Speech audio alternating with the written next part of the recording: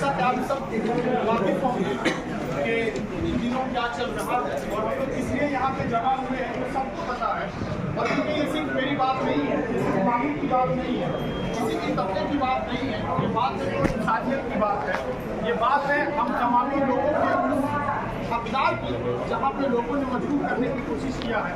आप जानते हैं कि BHU के खिलाफ मंशा पर भी सवाल उठता है, क्योंकि सरकार ये चाहती है कि इस तरीके का जो इंस्टीट्यूशन है, जो इस तरीके का इदारा हो, उसमें जो गरीब घर के बच्चे जो तालीम हासिल कर रहे हैं तो वो बच्चे डर जाए, वो बच्चे घबरा जाए और वो अपनी तालीमी जिम्मेदारी है उससे लोग रुक जाए। इसी वजह से सरकार एक प्लान वे में हमारे जज्बात से खेलने की कोशिश करती है। क्योंकि मैंने बहुत सारी यूनिवर्सिटीज़ को देखा है, अगर आप लवली प्रोफेशनल यूनिवर्सिटी में जाएंगे तो वहाँ आप जिस तरीके से मेट्रो स्टेशन में आप दाखिल होते हैं उस तरीके से दाखिल होने का इंतजाम होता है। तो उसी तरीके से IIT BHU में उस तरीके का इंतजाम क्यों नहीं किया गया? अगर इस तरीके का इंतजाम होता तो कोई गन पॉइंट पे किसी को जिनसी तशद्दुद का सामना करना ना पड़ता। वही इस वजह से हो रहा है कि सरकार इसमें बराबर की शरीक है और इस पर हमको सवाल उठाना चाहिए। क्योंकि इस प्राइवेटाइजेशन के दौर में हम जैसे गरीब तलबा को तालीम से रोकने के लिए मुनज़्ज़म साजिशें रची जा रही है, तदबीरें की जा रही है। लेकिन हमको ये समझना होगा कि इन तमाम जो तदबीरें चल रही हैं तो उनका किस तरीके से हम मुकाबला करेंगे। क्योंकि अगर हम मुकाबला नहीं कर पाएंगे तो हमारी आने वाली नस्लें इस तरीके के तालीमी इदारे जो आइडियल यूनिवर्सिटीज़ हैं उसमें तालीम हासिल नहीं कर सकते हैं। और सरकार चाहती है कि इस तरीके की जो तालीमी इंस्टीट्यूट है, जो आइडियल इदारा है, उसको बंद कर दिया जाए और सिर्फ प्राइवेटाइजेशन के नाम पे यूनिवर्सिटीज़ का आगाज़ किया जाए, ताकि सिर्फ एक मखसूस तबका के लोग पढ़ाई हासिल कर सकें। और हमारी जो तालीम हो वो वाइट कॉलर जॉब के लिए नहीं हो, वो सिर्फ ब्लू कॉलर जॉब के लिए हो। और उनके जो लोग इनके जो बड़े बड़े अफसरान हैं वो वाइट कॉलर जॉब की बात करें। तो हमारी कोशिश होगी और ये जो हमारे आंदोलन का मकसद है कि अगर एक राजा का बेटा व्हाइट कॉलर जॉब हासिल करता है तो हम गरीब आवाम भी व्हाइट कॉलर जॉब हासिल करके रहेंगे। और इस वजह से हमको इन तमाम जो इंस्टीट्यूट है, जो आइडियल नमूना आइडियल इदारे हैं, उनको बचाने की कोशिश करती रहनी चाहिए और इंशाअल्लाह हम लोग करते रहेंगे। बहुत बहुत शुक्रिया। जान कहते हैं, हम अपनी जान के दुश्मन को अपनी जान कहते हैं, मोहब्बत के इसी मिट्टी को हम हिंदुस्तान कहते हैं। अस्सलामु अलैकुम वरहमतुल्लाहि वबरकातुहू।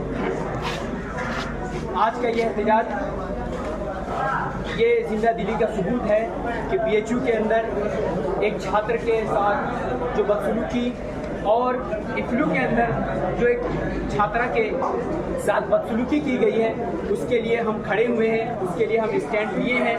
और मानू तलबा हमेशा से कहीं भी किसी भी तरह के वायलेंस हुआ है या किसी की भी तरह के हमले हुए हैं या वार हुआ है तो हमेशा हमेशा मानू के लड़के, मानू के तलबा, मानू स्टूडेंट हमेशा उसके लिए खड़ा रहेंगे। आज हिंदुस्तान को आज़ाद हुए 76 साल पूरे हो चुके हैं। हर सरकार बड़े से बड़े वादा करती है, नई नई नीतियाँ लाती है, यौम ख़वातीन बनाई जाती हैं, लेकिन जब लड़कियों के तहफ़्फ़ुज़ात की बात की जाती है तो कहीं ना कहीं नाकाम साबित दिखाई देती है। मैं उन सरकार से कहना चाहूँगा कि आप बड़े बड़े वादा करने से पहले, नई नई नीतियाँ लाने से पहले, नई नई स्कीमें आप प्रचार करने से पहले आप लड़कियों के तहफ़्फ़ुज़ात को यकीनी बनाएं और उसके लिए ठोस कदम उठाएं। मैं उस बेहुदा और कमबख्त शख्स को मैं बता देना चाहता हूँ कि जो ये समझ रहा है कि लड़कियां कमज़ोर होती हैं, मैं उसको बता देना चाहता हूं कि लड़कियों की तारीख अगर उठाकर देखें तो तख्ते बादशाही को संभालने के लिए अगर रज़िया सुल्ताना है तो मैदान जंग को संभालने के लिए एक तरफ झांसी की रानी भी बहुत अच्छा।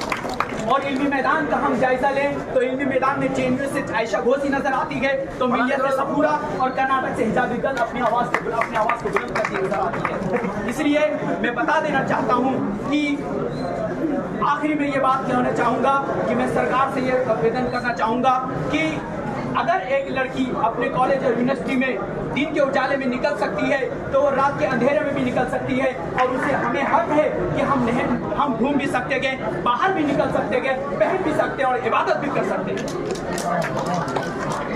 और आखिरी बात मैं कह देना चाहूँगा कि महात्मा गांधी ने कहा था कि हिंदुस्तान को उस वक्त तक मैं जमहूर नहीं मान सकता जब तक कि इस हिंदुस्तान के अंदर नारियों की तहफ़्फ़ुज़ात की यकीनी ना पैदा हो जाए, उस वक्त तक इस हिंदुस्तान को जमहूर नहीं माना जा सकता है।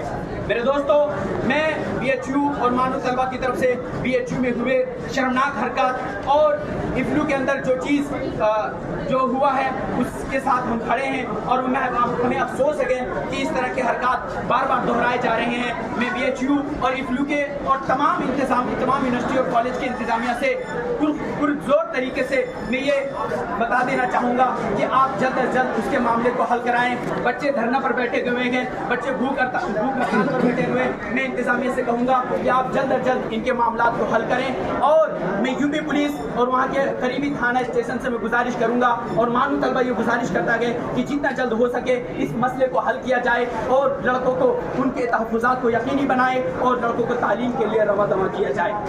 इन्हीं बातों के साथ मैं अपनी बातों को ख़त्म करता हूँ कि सीढ़ियाँ उन्हें मुबारक हो जिन्हें छत तक जाना है, सीढ़ियाँ उन्हें मुबारक हो जिन्हें छत तक जाना है। हमारी मंजिल तो आसमां है, रास्ता हमें खुद बनाना है। अस्सलाम वालेकुम। याद रखिए जो सत्ता में हुकूमत है हमारे खिलाफ है, हमारे साथ कभी भी ये दरपेश हो सकता है। तो जैसा कि सदर साहब ने कहा कि आज हम उनके साथ नहीं रहेंगे तो वो हमारे साथ नहीं आएंगे। वहाँ जो हमारे भाई हमारी बहनें भूखी हैं, धरने पर बैठी हुई हैं, कम से कम उनको ये हौसला दिला सके कि हम उनके साथ हैं, ताकि हम इंतजामिया को ये बता सकें कि जल्द से जल्द फैसला लें और अगर वो फैसला न लें तो हम इससे ज़्यादा बढ़ करें और उनको बताएं कि हम प्रेशर बनाएं, जल्द से जल्द वो फैसला लें, जो मुजरिम है उनको सजा दें। अगर हम एक यूनिवर्सिटी में हैं और किसी यूनिवर्सिटी में अगर इस तरह का हादसा होता है तो ये सिर्फ उस यूनिवर्सिटी का मामला नहीं रह जाता है, ये तमाम यूनिवर्सिटीज़ के लिए मामला हो जाता है। तो मेरे भाइयों, आप इस तरह से मुद्दा दिल का मुजाहरा मत कीजिए।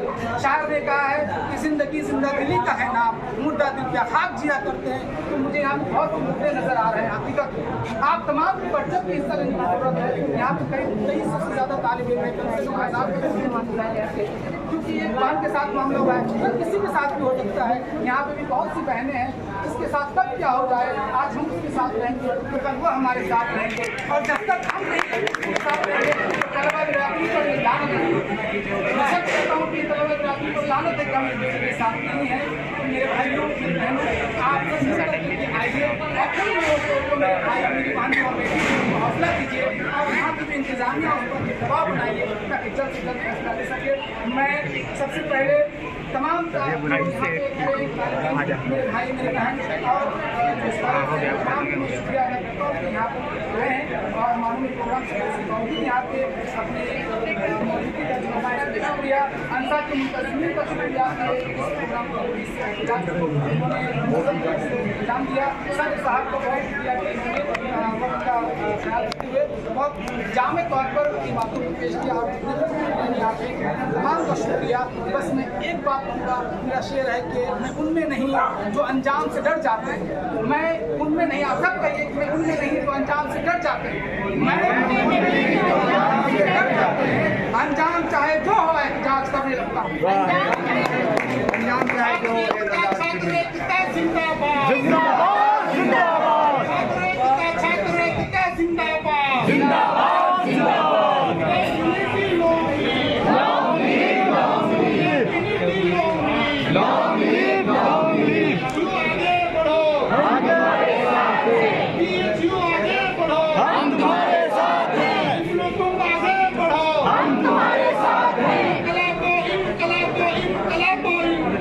जिंदाबाद जिंदाबाद जिंदाबाद।